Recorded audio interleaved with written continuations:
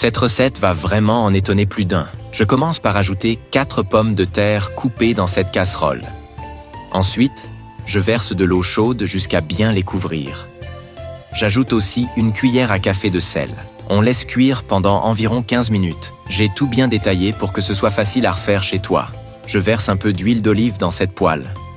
J'ajoute un oignon haché. Je mélange bien jusqu'à ce que ça commence à dorer. Puis j'ajoute environ 400 g de viande hachée. Je l'ai faite hier pour mes amis et ils ont tellement adoré qu'ils m'ont supplié de venir la partager ici avec vous.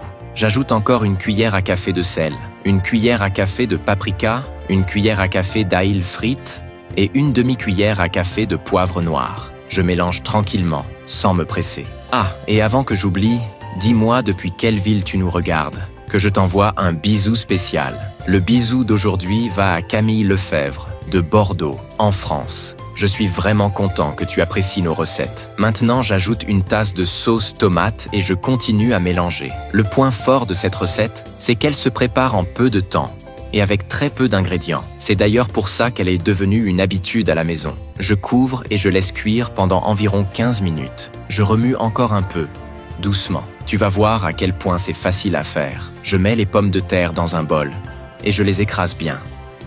C'est la recette parfaite quand tu veux quelque chose de rapide et délicieux. J'ajoute une cuillère à soupe de beurre, puis un peu de persil à ton goût, et j'écrase encore une fois. En plus d'être délicieuse, cette recette est super nutritive. Les ingrédients choisis sont pleins de goût et bons pour la santé. Maintenant, je mets un peu d'huile d'olive sur mes mains et je façonne la préparation en petits cercles.